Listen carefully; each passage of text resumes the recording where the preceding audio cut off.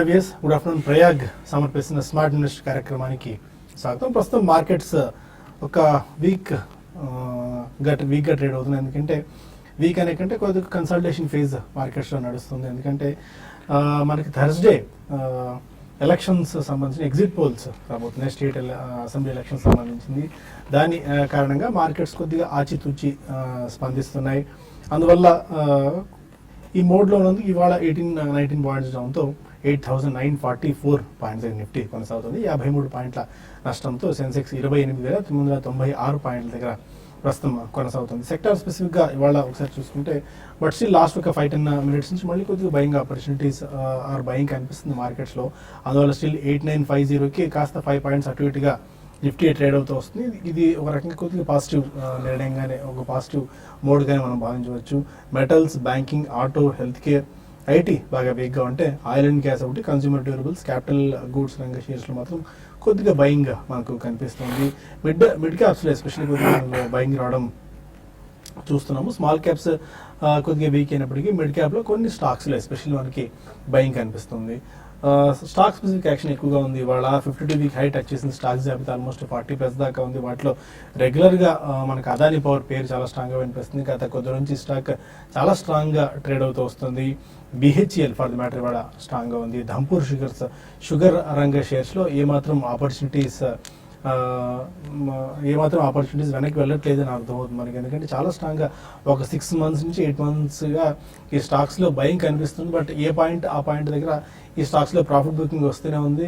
ఎందుకంటే ఈ స్థాయిలో పెరుగుతాయని ఎవరు ఊహించలేదు కాబట్టి. ధంపూర్ షుగర్స్, మవానా షుగర్స్ లాంటి స్టాక్స్ చాలా స్ట్రాంగ్గా ఉన్నాయి. ఇవాళ ఎస్కార్ట్స్ 500 రూపీస్ మార్క్ని క్రాస్ చేసింది. 200 ఆడ్ లెవెల్స్ నుంచి ఈ స్టాక్ అప్ సైడ్ వర్టికల్గా పెరుగుతూ వచ్చింది. ఐసిఐసిఐ ప్రుడెన్షియల్ స్ట్రాంగ్గా ఉంది. Jindal Saw, quality, Lakshmi Vilas bank, Mawana sugars, PVR 1300 మార్క్ని క్రాస్ చేసింది. వీగార్డ్ ఈ స్టాక్ చాలా స్ట్రాంగ్గా ఉన్నాయి. ఇవన్నీ 52 వీక్ హై టచ్ చేసిన స్టాక్స్ జాబితాలో ఉంది. అండ్ ఇవాళ కొన్ని స్టాక్స్లో ఎస్పెషల్లీ భారత్ ఫైనాన్షియల్ లాంటి స్టాక్ 7% దాకా వీక్ అయినప్పటికీ మళ్ళీ ఒక 5% దాకా రికవర్ అయింది. వాళ్ళ లోన్ బుక్లో ఆల్మోస్ట్ లోన్ పోర్ట్ఫోలియో 5% దాకా బ్యాడ్ డెట్స్ అయ్యే సూచనలు ఉన్నాయని చెప్పి కంపెనీ ప్రకటించిన నేపథ్యంలో ఈ స్టాక్స్ని కొద్దిగా పనిష్ చేశారు. భారత్ ఫైనాన్షియల్ని మళ్ళీ రీబౌండ్ అయింది మేనేజ్మెంట్ క్లారిటీ ఇచ్చిన తర్వాత. And mid cap IT companies for the matter Hexaware అనుకోవచ్చు, మైంట్రీ లాంటి స్టాక్స్లో ఇవాళ కొద్దిగా బయింగ్ కనిపించింది. డెల్టా కార్ప్, మనకి యూపీఎల్, డిస్టివి లాంటి స్టాక్స్ 3% దాకా గెయిన్ అయ్యాయి. ఫిలటెక్స్ ఇండియా లాంటి స్టాక్ నిన్న కూడా బాగా పెరిగింది, 20% అప్పర్ సీలింగ్. ఇవాళ కూడా ఆల్మోస్ట్ ఒక 18% దాకా సీలింగ్లో ఉంది ఫిలటెక్స్. వాడిలాల్ ఇండస్ట్రీస్ ఈ సీజనల్ ప్లే అనుకోవచ్చు, ఆ స్టాక్ ఇవాళ 12% దాకా పెరిగింది. కాన్పూర్ ప్లాస్టిక్స్ 10% దాకా స్పర్ట్ రావడం చూస్తున్నాం. భగేరియా ఇండస్ట్రీస్ కూడా ఆల్మోస్ట్ ఇవాళ 8-9% దాకా గెయిన్ అయింది. గ్రావిటా ఇండియా కూడా ఇదే జాబితాలో ఉంది. బట్ కొద్దిగా వీక్ అవుతున్న కౌంటర్స్లో మనకి Hindalco, Reliance communications, Hindustan zinc, Vedanta, Tata steel లాంటి మెటల్ ప్యాక్లో ఉన్న షేర్స్ అన్ని కూడా 2-3% డౌన్తో ట్రేడ్ అవుతున్నాయి. ఇంకా మ్యూజిక్ బ్రాడ్కాస్ట్, ఈ రేడియో సిటీ అన్న కంపెనీని ఫ్లోట్ చేసిన కంపెనీ ఐపీఓకి వచ్చిన సంగతి మనకు తెలిసిందే. ఇవాళ 12:30 టైంకి ఫుల్ టైం సబ్స్క్రైబ్ అయింది. 1.06 times. రేపటి వరకు సమయం ఉంది కాబట్టి ఇంకా ఎన్ని రెట్లు ఈ ఐపీఓ సబ్స్క్రైబ్ అవుతుంది వేచి చూడాలి. 324-333 ప్రైస్ బ్యాండ్ మధ్య ఈ ఐపీఓ జనాల ముందుకు రావడం మనం చూస్తున్నాం. ఇప్పుడు మార్కెట్ ట్రెండ్ ఏంటి, ఈ టైంలో ఎలాంటి వ్యూ మార్కెట్స్ పై తీసుకోవాలని అంశాలపై మాట్లాడేందుకు అనలిస్ట్ సిద్ధంగా ఉన్నారు. Good afternoon. మార్కెట్స్ ఇక్కడ నుంచి ఎలాంటి డైరెక్షన్ తీసుకునే ఛాన్సెస్ కనిపిస్తున్నాయి? 11th అన్నది ఒక ఈవెంట్ గురించి మనం చూస్తూనే ఉన్నాం.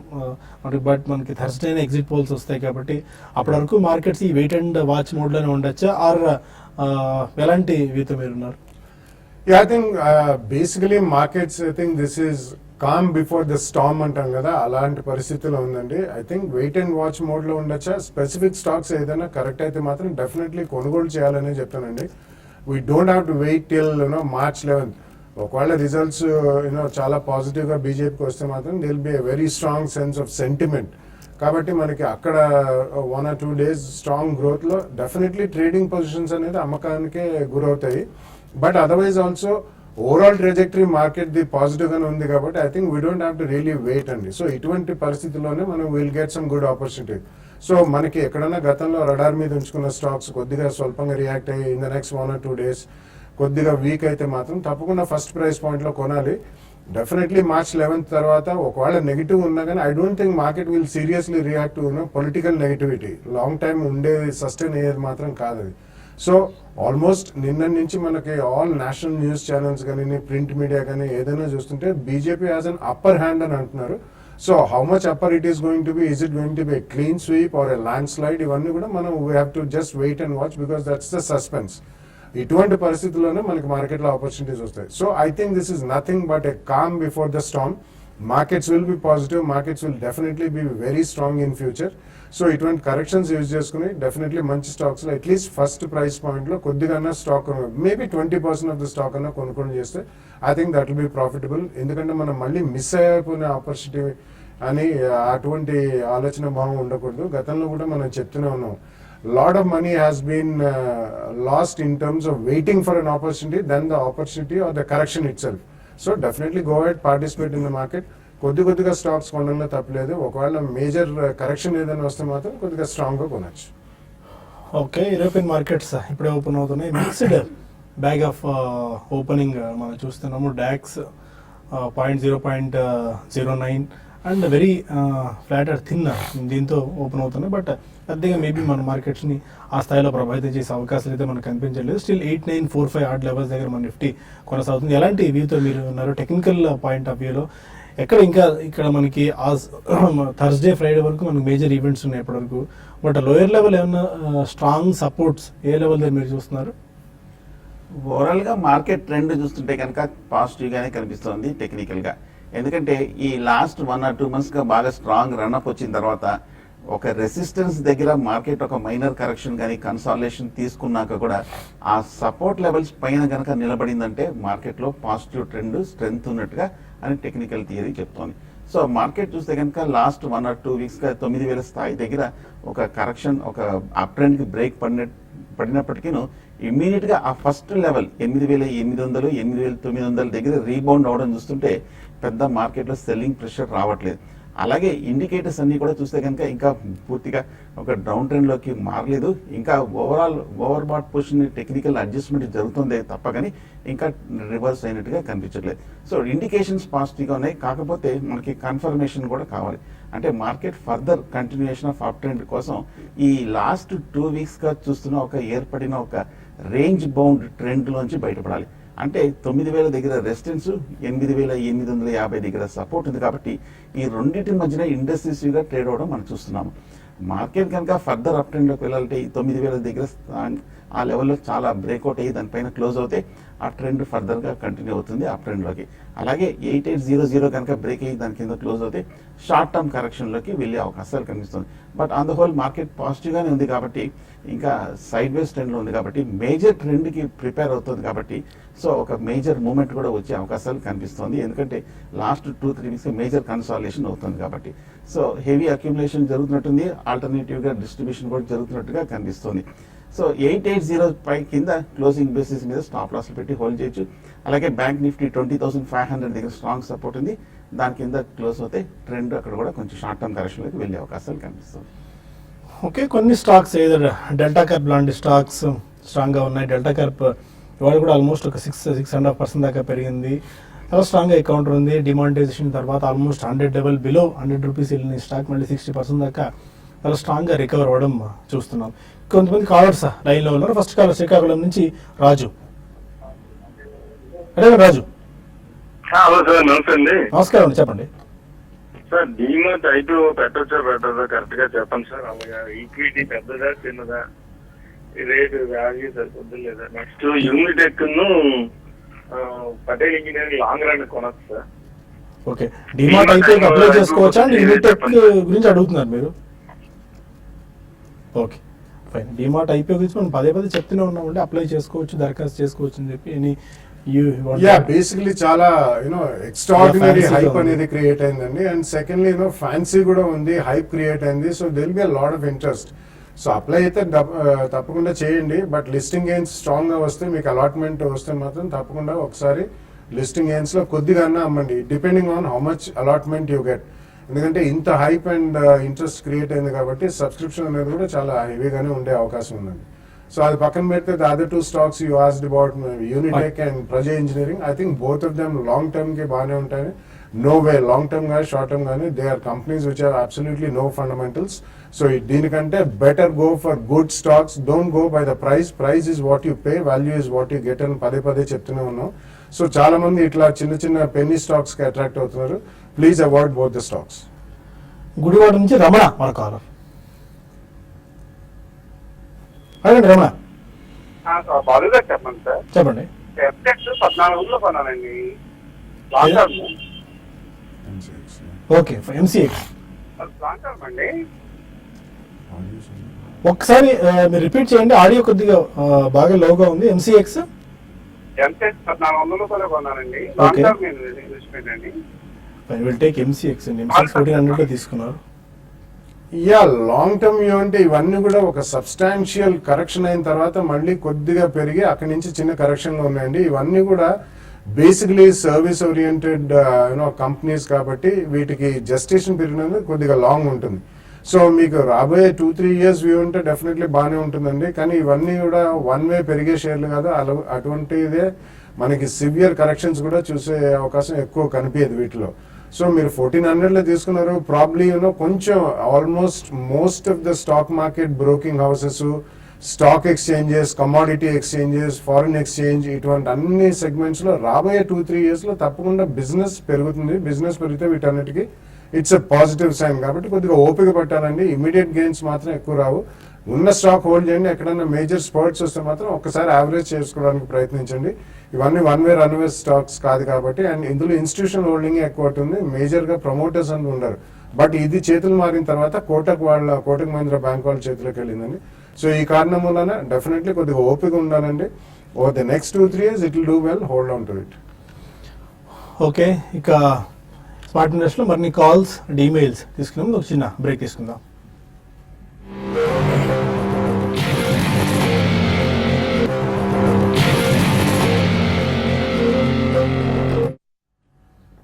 ప్రయాగ్ సమర్పిస్తున్న స్మార్ట్ ఇన్వెస్ట్ కార్యక్రమానికి తిరిగి స్వాగతం.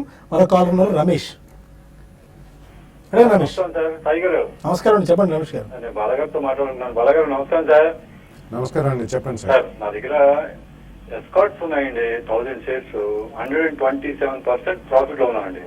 దీంట్లోనే ఉండమంటారా, లేకపోతే దీంట్లో బయటకు వచ్చేసి ఐషర్ మోటార్స్ లో రమ్మంటారా?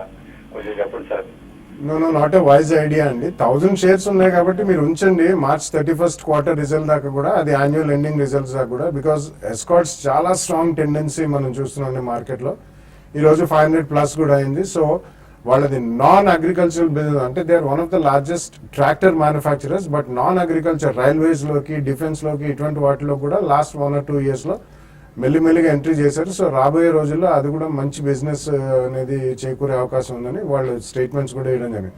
So escorts is doing very well అండి. ఇప్పుడు అందులోంచి అమ్మేసి మొత్తం అయితే డెఫినెట్లీ అమ్మద్దండి. March 31st క్వార్టర్ రిజల్ట్స్ వచ్చిన తర్వాత ప్రాబ్లీ కొద్దిగా quantity you can book profits in that.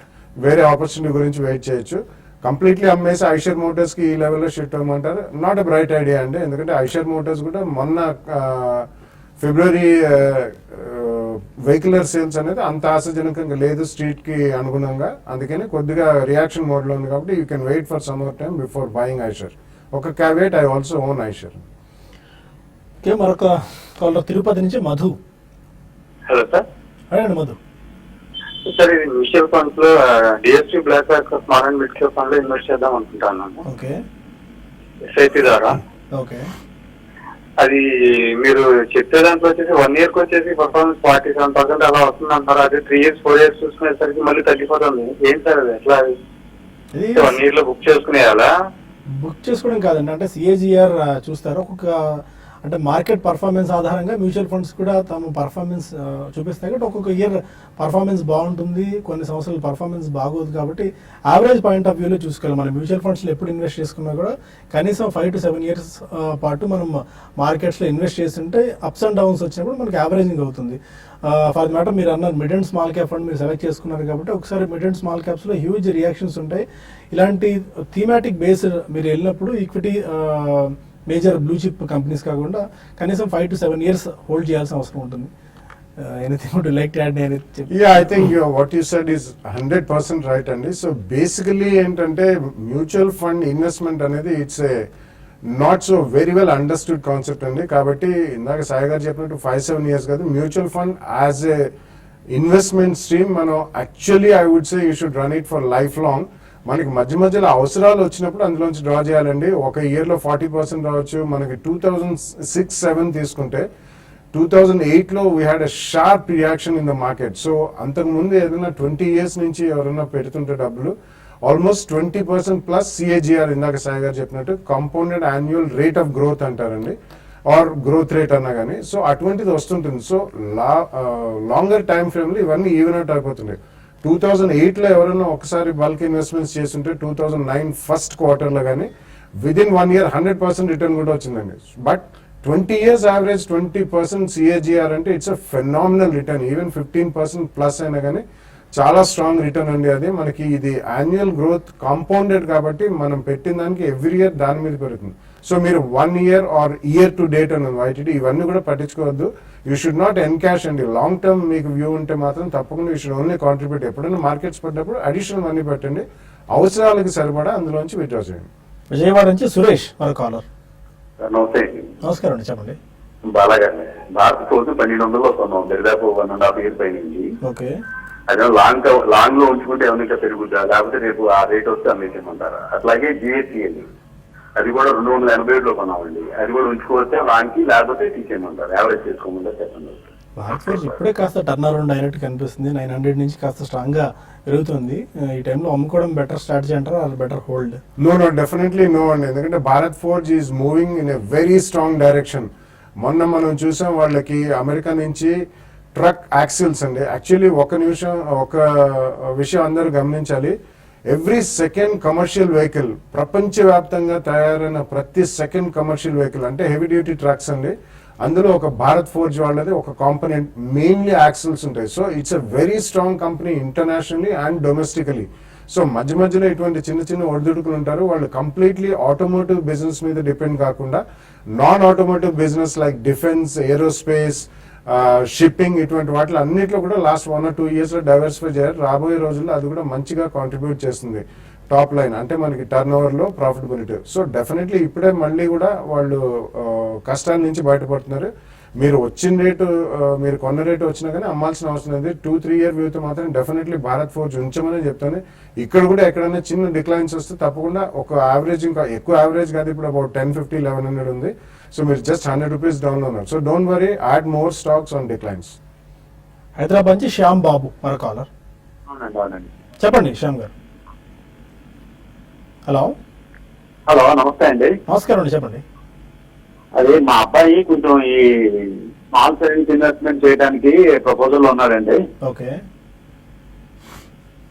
Question అది ఏ సంవత్సరంలో పెట్టి బాగుంటుందో కొంచెం చెప్పగలుగుతారా? అంటే మీరు మార్కెట్ లో ఇన్వెస్ట్ చేద్దాం అనుకుంటున్నారా అండి? స్టాక్ మార్కెట్ లో ఆ స్టాక్స్ లో ఇన్వెస్ట్ చేద్దాం అనుకుంటున్నారా మీ అబ్బాయి? షేర్స్ అండి, షేర్స్ అంట. ఓకే ఓకే, అంటే మీ డౌట్ ఏంటో నాకు ఎగ్జాక్ట్ గా తెలియదు. ఇన్వెస్ట్ చేద్దాం అనుకుంటున్నారు మీ అబ్బాయి అన్నారు, బట్ అంటే కొత్తగా వీళ్ళు స్టాక్ మార్కెట్ లో ఇన్వెస్ట్ చేయాలని అనుకుంటున్నారండి. అది మంచి ఆలోచనే అండ్ శుభపరిణామే. డెఫినెట్లీ రాబోయే రోజుల్లో స్టాక్ మార్కెట్ బాగుంటుందంటే, అంటే ఇంకొక ఎట్ అనదర్ అసెట్ క్లాస్ అని మనం ఎప్పుడు కూడా స్టాక్ మార్కెట్ ని పరిగణనలో తీసుకోవాలి. సో గతంలో మనకి ట్రెడిషనల్ ఫార్మ్స్ ఆఫ్ ఇన్వెస్ట్మెంట్ అంటే గోల్డ్ కానివ్వండి, అంటే బులియన్ ప్రెషియస్ మెటల్స్ కానివ్వండి, రియల్ ఎస్టేట్, ఇటువంటివే మనం ఇన్వెస్ట్ చేస్తున్నాం. లేకపోతే fixed deposits, national savings certificate, ఇట్లా. సో స్టాక్ మార్కెట్లో ఇన్వెస్ట్ చేయాలనే ఆలోచన వచ్చింది, చాలా మంచిది. మీకు కొత్తగా వస్తున్నారు, అవగాహన లేదు కాబట్టి మ్యూచువల్ ఫండ్స్ అని ఉంటాయండి. అందులో కూడా మీకు చాలా easy information, 5-star rated mutual funds అని ఇంటర్నెట్లో గూగుల్లో కొడితే కూడా దొరుకుతాయి.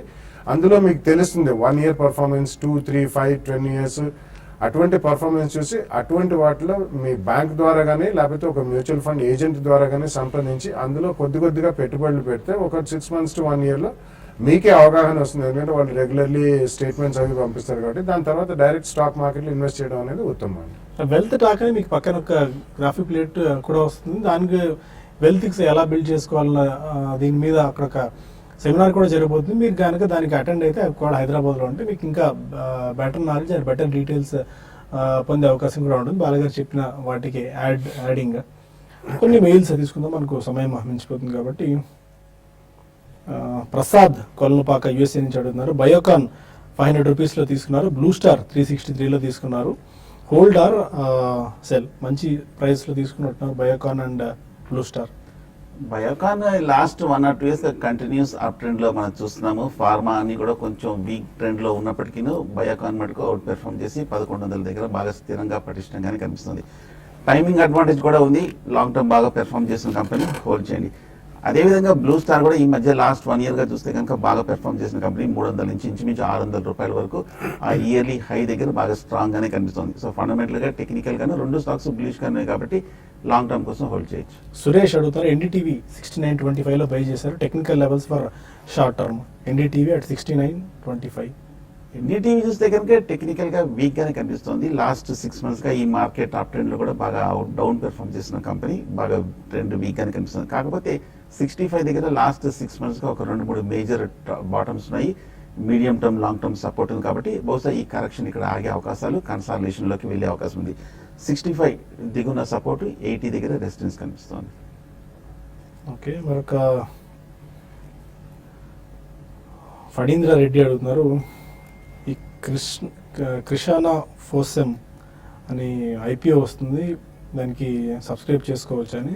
నాట్ ట్రాక్ చేయట్లేదండి. వన్స్ ఒకసారి మీరు మెయిల్ పంపించారు కదా, చూసి మనకి ఫండమెంటల్స్ ఒకవేళ బాగున్నట్టయితే దాని గురించి మనం డిస్కస్ చేసే ప్రయత్నం చేద్దాం. బాబు వైజాగ్ నుంచి మనకు మెయిల్ చేశారు. అదాని ఎంటర్ప్రైజ్ ఫ్యూచర్స్ 94లో 1 lot సెల్ చేశారు. నీ advice. Adani enterprise 94 sell. Adani చూస్తే కనుక ఈ మధ్యకాలంలో బాగా పెరగటం మనం చేసాము. పెరిగిన తర్వాత మనకి 95-100 రూపాయల దగ్గర స్ట్రాంగ్ రెసిస్టెన్స్ అనేది ఉండడం మనం చూస్తున్నాము. ఇవాళ చూస్తే కనుక ఇంచుమించు 2% వరకు అప్ మూవ్లోనే ఉండడం మనం చూస్తున్నాము. నా ఉద్దేశం కొంచెం 100 రూపీస్ దగ్గర రెసిస్టెన్స్ ఉంది కాబట్టి 100 పైన క్లోజింగ్ బేసిస్ మీద స్టాప్ లాస్ పెట్టుకొని, ట్రెండ్ కూడా పాజిటివ్గా ఉంది కాబట్టి బహుశా ఈ 2-3 రోజులు ఏమైనా కొంచెం చిన్న రియాక్షన్ వస్తే కనుక క్లోజర్ టు మీ రేట్లో నో లాస్ నో ప్రాఫిట్ అయినా ఎగ్జిట్ అయిపోవడం మంచిది. మనకు సమయం TV5 న్యూస్లో మించిపోతుంది. TV5 మనీలో కలుద్దాం యూట్యూబ్ వేదిక ద్వారా. అక్కడ మరిన్ని కాల్స్ అండ్ ఈమెయిల్స్ తీసుకుందాం. Stay with us.